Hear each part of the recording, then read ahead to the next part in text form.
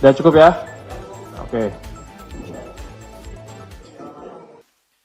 Sore ini saya akan menyampaikan rilis kegiatan penyelidikan tertutup atau yang lazim disebut dengan tangkap tangan di Kabupaten Ogan Komering Ulu, Provinsi Sumatera Selatan. Detailnya adalah sebagai berikut, bahwa sejak beberapa waktu yang lalu, bahwa KPK khususnya di Kedeputian Penindakan dan di backup dengan kedeputian lainnya telah melakukan kegiatan penyelidikan tertutup, atau sekali lagi lazim disebut dengan tertangkap tangan. Adapun konstruksi perkara dan kronologi kegiatan penyelidikan tertutup yang membuahkan hasil kepada penangkapan terhadap beberapa orang adalah sebagai berikut. Pada bulan Januari 2025, dilakukan pembahasan RAPBD OKU tahun anggaran 2025, agar RAPBD tahun anggaran 2025 dapat disahkan, beberapa perwakilan DPRD menemui pihak pemerintah daerah.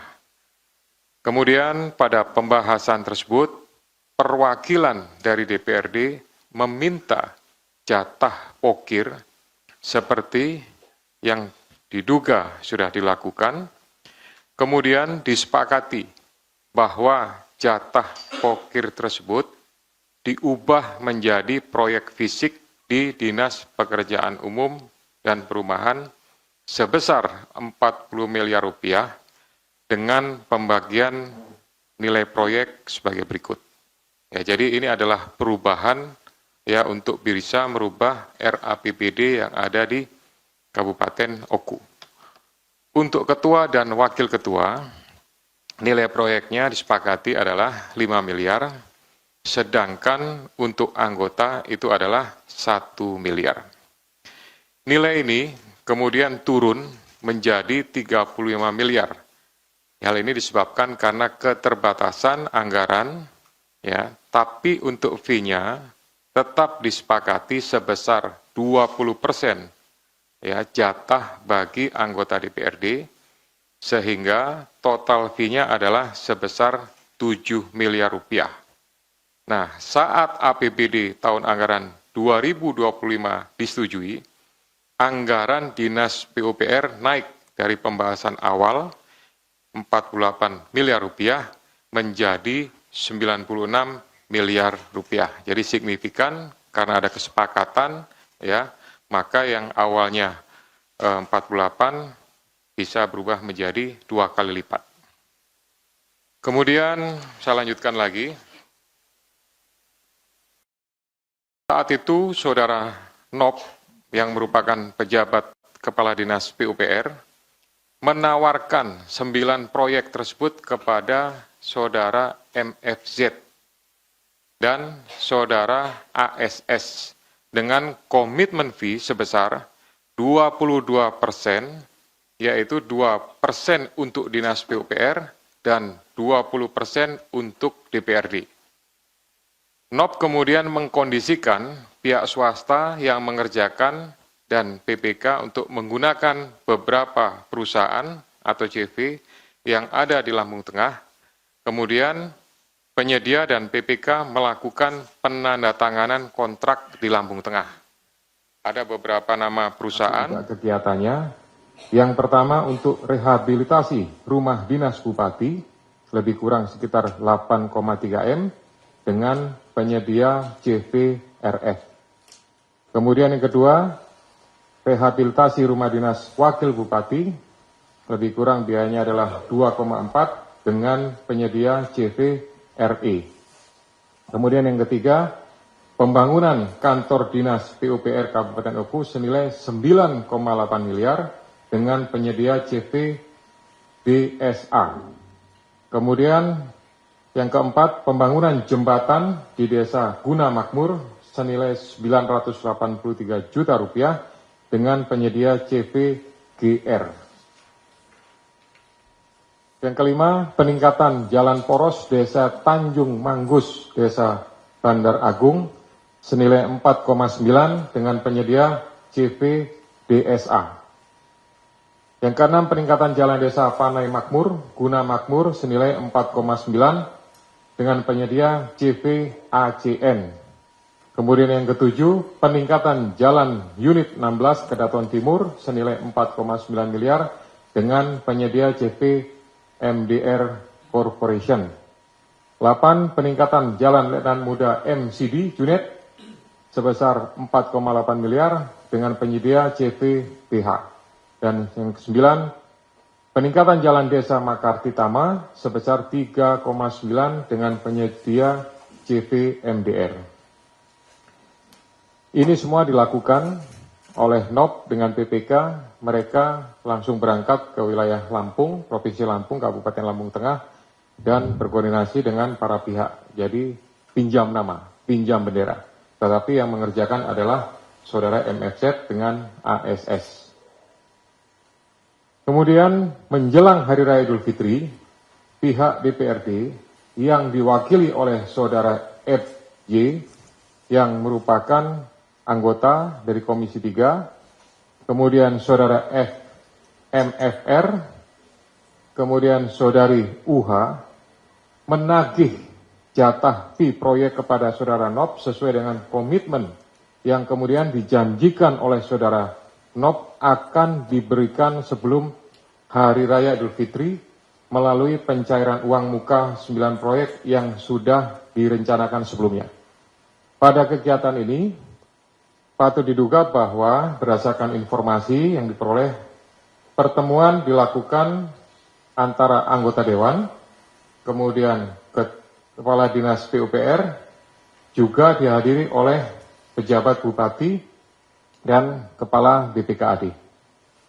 Kemudian pada tanggal 11 sampai dengan 12 Maret, MFZ mengurus pencairan uang muka atas beberapa proyek. Kemudian pada tanggal 13, sekitar pukul 14, MFZ mencairkan uang muka di bank daerah. Kemudian karena ada permasalahan terkait cash flow-nya, uang yang ada diprioritaskan untuk membayar THR, TPP, dan penghasilan perangkat daerah. Keterbatasan uang tersebut, namun tetap akhirnya uang muka bisa dicairkan. Pada tanggal 13 Maret, saudara MFZ menyerahkan uang sebesar 2,2 miliar kepada NOP, yang merupakan bagian komitmen di proyek yang kemudian diminta oleh saudara NOP dititipkan di saudara A, yang merupakan PNS pada Dinas Perkim Kabupaten Oku.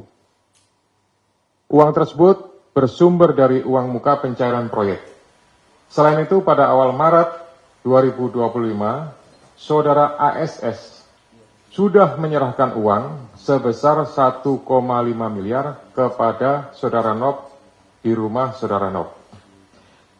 Pada tanggal 15 Maret, pukul 6.30, tim dari Komisi Pemberantasan Korupsi mendatangi rumah saudara NOP dan saudara A dan menemukan serta melakukan penyitaan uang sebesar 2,6 miliar yang merupakan uang komitmen yang diberikan oleh MFZ dan ASS.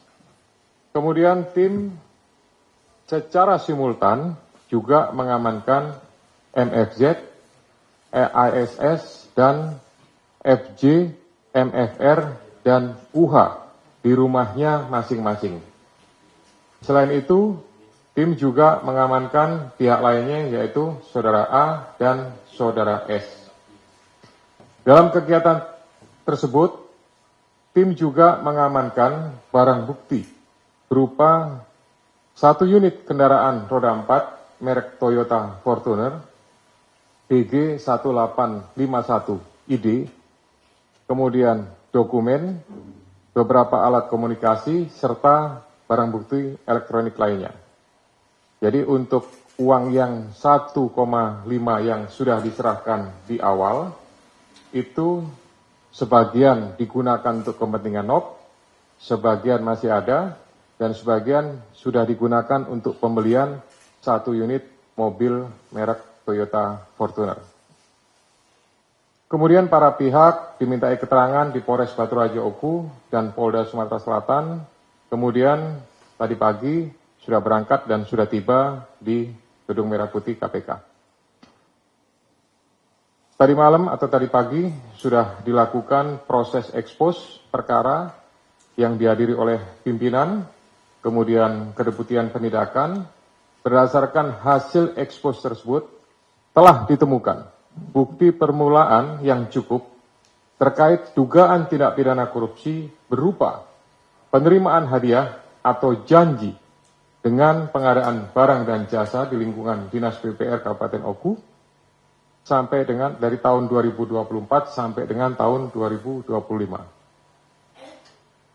Selanjutnya, semua sepakat untuk dinaikkan ke tahap penyidikan dan menetapkan status tersangka terhadap FJ, anggota DPRD Kabupaten Oku, bersama-sama dengan MFR, kemudian UM, dan NOP selaku Kepala Dinas PUPR Kabupaten Oku, yang diduga melanggar pasal 12 huruf A atau pasal 12 huruf B dan pasal 12 huruf F dan pasal 12 huruf B besar Undang-Undang Nomor 31 Tahun 1999 tentang pemberantasan tindak pidana korupsi sebagaimana telah diubah dengan Undang-Undang Nomor 20 Tahun 2001 tentang perubahan atas Undang-Undang Nomor 31 Tahun 1999 tentang pemberantasan tindak pidana korupsi Yunto pasal 55 ayat 1 ke 1 KUHP. Kemudian untuk MFZ dan ASS selaku pihak swasta diduga melanggar pasal 5 ayat 1 huruf A atau pasal 5 ayat 1 huruf B Undang-Undang Nomor 31 Tahun 1999 tentang pemberantasan tindak pidana korupsi sebagaimana telah diubah dengan Undang-Undang Nomor 20 Tahun 2001 tentang perubahan atas Undang-Undang Nomor 31 Tahun 1999 tentang pemberantasan tindak pidana korupsi. Jadi ada dua klaster, ada pihak penerima dan ada pihak pemberi. Penyidik selanjutnya melakukan penahanan terhadap 6 tersangka tersebut selama 20 hari terhitung mulai tanggal 16 Maret sampai dengan 4 April 2025.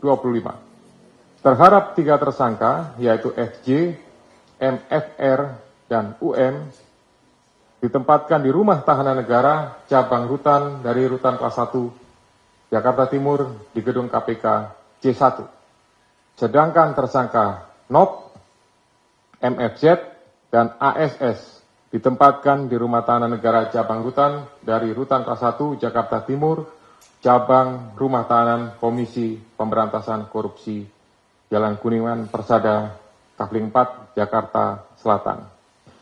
Selanjutnya, dalam kesempatan ini, Komisi Pemberantasan Korupsi ingin menyampaikan ucapan terima kasih atas seluruh dukungan dari masyarakat yang ada di Kabupaten Oku, termasuk juga yang ada di Provinsi Sumatera Selatan, termasuk juga dukungan dan bantuan dari Polda Sumatera Selatan dan Polres Batu Raja Oku. Kemudian saya juga ingin mengingatkan kepada seluruh kepala daerah, kepada seluruh anggota legislatif yang masa jabatannya masih baru, yang baru dilantik juga beberapa waktu yang lalu. Ini merupakan, menurut saya adalah hal yang harusnya menjadi perhatian bagi para pejabat eksekutif dan legislatif semuanya untuk tidak melakukan praktek-praktek penyalahgunaan kekuasaan dan kewenangan ya untuk kepentingan pribadi yang tentunya berdampak kepada aspek penegakan hukum, ya seperti yang dialami oleh NOP dan kawan-kawan ini. Kami berharap bahwa seluruh kepala daerah, kemudian anggota legislatif, ya tetap menjaga integritasnya tidak memanfaatkan kepentingan dengan melakukan perubahan-perubahan APBD dengan memasukkan pokir yang akhirnya menurunkan kredibilitas daripada pemerintah daerah itu sendiri.